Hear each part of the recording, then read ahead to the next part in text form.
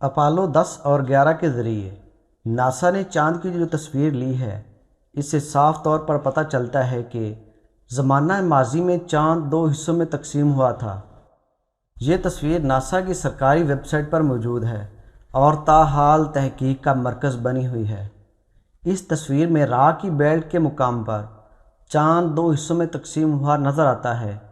ایک T V interview میں مصر کے ماہر ارضیات ڈاکٹر زغلول النجار سے میزبان نے اس آیت کریمہ کے متعلق پوچھا، جس کا ترجمہ کچھ یوں ہے: قیامت قریب آ گئی اور چاند پھٹ گیا۔ یہ اگر کوئی معجزہ دیکھتے ہیں تو منہ پھیر لیتے ہیں اور کہہ دیتے ہیں یہ پہلے سے چلا آتا ہوا جادو ہے۔ انہوں نے جھٹلایا اور اپنی خواہشوں کی پیروی کی اور ہر کام ٹھہرے ہوئے وقت پر مقرر ہے۔ Doctor Zaghloul Alnajjar King Abdulaziz university Jeddah میں ماہر ارضیات کے پروفیسر ہیں، قرآن مجید میں سائنسی حقائق کمیٹی کے سربراہ ہیں اور مصر کی سپریم کونسل آف اسلامک امور کمیٹی کے بھی سربراہ ہیں۔ انہوں نے میزبان سے کہا کہ اس آیت کریمہ کی وضاحت کے لیے میرے پاس ایک واقعہ موجود ہے۔ انہوں نے اس واقعہ کی وضاحت کرتے ہوئے کہا کہ ایک دفعہ میں برطانیہ کے مغرب میں واقع کارڈف یونیورسٹی میں ایک لیکچر دے رہا تھا، جس کو سننے کے لیے مسلمان اور غیر مسلم طلباء کی کثیر تعداد موجود تھی۔ قرآن میں بیان کردہ سائنسی حقائق پر جامع انداز میں گفتگو ہو رہی تھی کہ ایک مسلم نوجوان کھڑا ہوا اور مجھے اسی آیت کریمہ کی طرف اشارہ کرتے ہوئے کہا، سر کیا آپ نے اللہ تعالیٰ کی اس فرمان پر غور فرمایا ہے؟ کیا یہ قرآن میں بیان سائنسی حقیقت نہیں ہے؟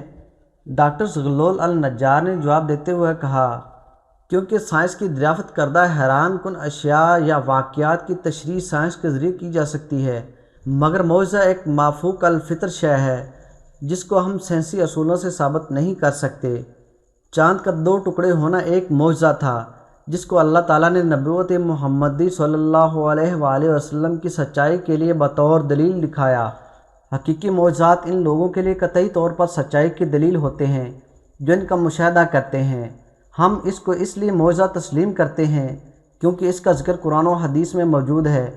انہوں نے چاند کے 2 ٹکڑے ہونے کا واقعہ بیان کرتے ہوئے کہا کہ احادیث کے مطابق ہجرت سے 5 سال قبل قریش کے کچھ لوگ حضور صلی اللہ علیہ وآلہ وسلم کے پاس آئے اور انہوں نے کہا کہ اگر آپ واقعی اللہ کے سچے نبی ہیں تو ہمیں کوئی معجزہ دکھائیں۔ حضور صلی اللہ علیہ وآلہ وسلم نے ان سے پوچھا کہ آپ لوگ کیا چاہتے ہیں؟ انہوں نے ناممکن کام کا خیال کرتے ہوئے کہا کہ اس چاند کے 2 ٹکڑے کر دو۔ چنانچہ حضور صلی اللہ علیہ وآلہ وسلم نے چاند کی طرف اشارہ کیا اور چاند کے 2 ٹکڑے ہو گئے، حتیٰ کہ لوگوں نے ہرا پہاڑ کو اس کے درمیان دیکھا، یعنی کہ اس کا ایک ٹکڑا پہاڑی کی اس طرف اور ایک ٹکڑا اس طرف ہو گیا۔ ابن مسعود فرماتے ہیں سب لوگوں نے اسے بخوبی دیکھا اور آپ صلی اللہ علیہ وآلہ وسلم نے فرمایا، دیکھو یاد رکھنا اور گواہ رہنا۔ کفار مکہ نے یہ دیکھ کر کہا کہ یہ رسول اللہ علیہ وآلہ وسلم کا جادو ہے۔ کچھ اہل دانش لوگوں کا خیال تھا کہ جادو کا اثر صرف حاضر لوگوں پر ہوتا ہے، اس کا اثر ساری دنیا پر تو نہیں ہو سکتا۔ چنانچہ انہوں نے طے کیا کہ اب جو لوگ سفر سے واپس آئیں ان سے پوچھو کہ کیا انہوں نے بھی اس رات چاند کو 2 ٹکڑے ہوتے دیکھا ہے؟ چنانچہ جب لوگ سفر سے واپس آئے تو ان سے پوچھا، انہوں نے بھی اس کی تصدیق کی کہ ہاں فلاں شب ہم نے چاند کو 2 ٹکڑے ہوتے دیکھا ہے۔ کفار کے مجمع نے یہ طے کیا تھا کہ اگر باہر کے لوگ آ کر یہی کہیں تو حضور صلی اللہ علیہ وآلہ وسلم کی سچائی میں کوئی شک نہیں۔ اب جو باہر سے آیا، جب بھی آیا، جس طرف سے آیا، ہر ایک نے اس کی شہادت دی کہ ہم نے اپنی آنکھوں سے دیکھا ہے۔ اس شہادت کے باوجود کچھ لوگوں نے اس معجزے کا یقین کر لیا، مگر کفار کی اکثریت پھر بھی انکاری رہی۔ اسی دوران ایک برطانوی مسلم نوجوان کھڑا ہوا اور اپنا تعارف کرتے ہوئے کہا، میرا نام داؤد موسیٰ پیٹ کاک ہے، میں اسلامی پارٹی برطانیہ کا صدر ہوں۔ وہ اپنی بات جاری رکھتے ہوئے بولا کہ سر اگر آپ اجازت دیں تو اس موضوع کے متعلق میں بھی کچھ عرض کرنا چاہتا ہوں۔ میں نے کہا کہ ٹھیک ہے، تم بات کر سکتے ہو۔ اس نے اپنی بات کو آگے بڑھاتے ہوئے کہا کہ اسلام قبول کرنے سے پہلے جب میں مختلف مذاہب کی تحقیق کر رہا تھا، ایک مسلمان دوست نے مجھے قرآن شریف کی انگلش تفسیر پیش کی۔ میں نے اس کا شکریہ ادا کیا اور اسے گھر لے آیا۔ گھر آ کر جب میں نے قرآن کو کھولا تو سب سے پہلی میری نظر جس صفحے پر پڑی وہ یہی سورۃ القمر کی ابتدائی آیات تھیں۔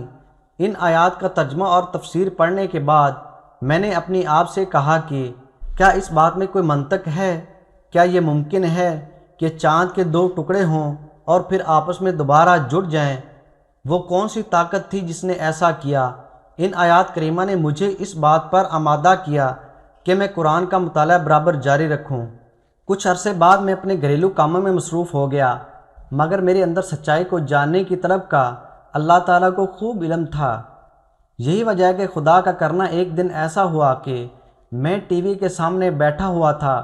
ٹی وی پر ایک باہمی مذاکرے کا پروگرام چل رہا تھا جس میں ایک میزبان کے ساتھ 3 امریکی ماہر فلکیات بیٹھے ہوئے تھے۔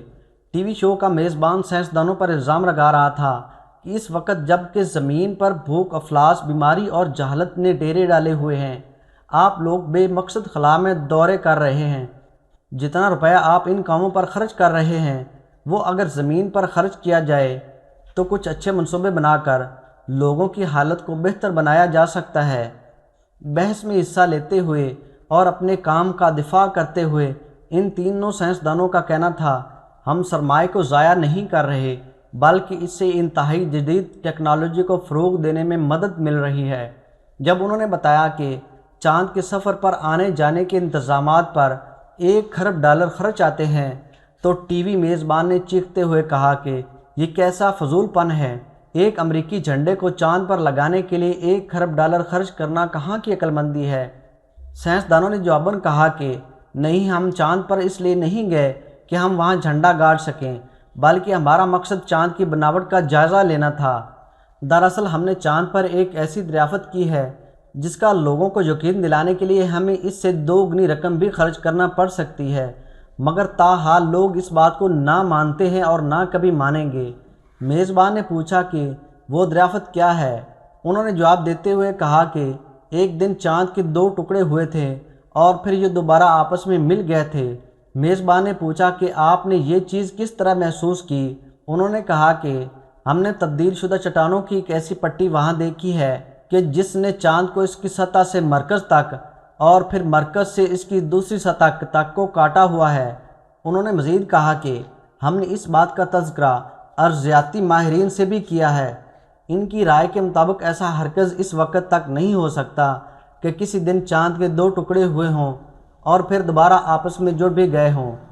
برطانوی مسلم نوجوان نے بتایا کہ جب میں نے یہ گفتگو سنی تو اپنی کرسی پر اچھل پڑا اور بے ساختہ میرے منہ سے نکلا کہ اللہ نے امریکیوں کو اس کام کے لیے تیار کیا ہے کہ وہ کھربوں ڈالر لگا کر مسلمانوں کے معجزے کو ثابت کریں، وہ معجزہ کہ جس کا ظہور آج سے 1400 سال قبل مسلمانوں کے پیغمبر کے ہاتھوں ہوا۔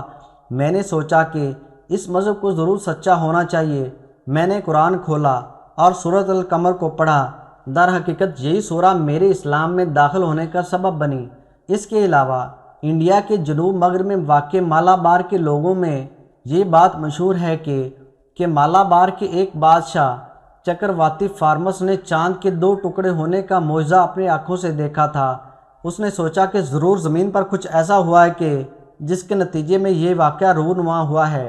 چنانچہ اس نے واقعے کی تحقیق کے لیے اپنے کارندے دوڑائے تو اسے خبر ملی کہ یہ معجزہ مکہ میں کسی نبی کے ہاتھوں رونما ہوا ہے۔ اس نبی کی آمد کی پیشن گوئی عرب میں پہلے سے ہی پائی جاتی تھی۔ چنانچہ اس نے نبی صلی اللہ علیہ وآلہ وسلم سے ملاقات کا پروگرام بنایا اور اپنے بیٹوں کو اپنا قائم مقام بنا کر عرب کی طرف سفر پر روانہ ہوا۔ وہاں اس نے نبی رحمت صلی اللہ علیہ وآلہ وسلم کی بارگاہ میں حاضری دی اور مشرف با اسلام ہوا۔ نبی کریم صلی اللہ علیہ وآلہ وسلم کی ہدایت کے مطابق جب وہ واپس سفر پر گامزن ہوا تو یمن کے ظفر ساحل پر اس نے وفات پائی۔ یمن میں اب بھی اس کا مقبر موجود ہے جس کو ہندوستانی راجہ کا مقبرہ کہا جاتا ہے اور لوگ اس کو دیکھنے کے لیے وہاں کا سفر بھی کرتے ہیں۔ اسی معجزے کے رونما ہونے کی وجہ سے اور راجہ کے مسلمان ہونے کے سبب مالابار کے لوگوں نے اسلام قبول کیا تھا۔ اسی طرح انڈیا میں سب سے پہلے اسی علاقے کے لوگ مسلمان ہوئے۔ اس واقعہ کا ذکر محمد حمید اللہ نے اپنی کتاب محمد رسول اللہ میں بھی کیا تھا۔ ناسا کی یہ تصویر چاند پر پائی جانے والی کئی دراڑوں میں سے ایک دراڑ کی ہے۔ بہرحال سائنسدانوں کے بیانات سے یہ بات ثابت ہو جاتی ہے کہ قرآن کریم نے جس واقعے کا ذکر آج سے 1400 سال پہلے کیا تھا، یہ نہ صرف قرآن مجید کے سچائی کی عظیم الشان دلیل ہے، بلکہ یہ ہمارے پیارے نبی امام الانبیاء کی رسالت کی بھی لاریب گواہی ہے۔ اللہ تعالیٰ سے دعا ہے کہ اللہ تعالیٰ ہمارے ایمان کو اکمل و کامل کرے اور ہمیں قرآن و حدیث کے مطابق اپنے اعمال کو سنوارنے کی توفیق عطا فرمائے۔ آمین۔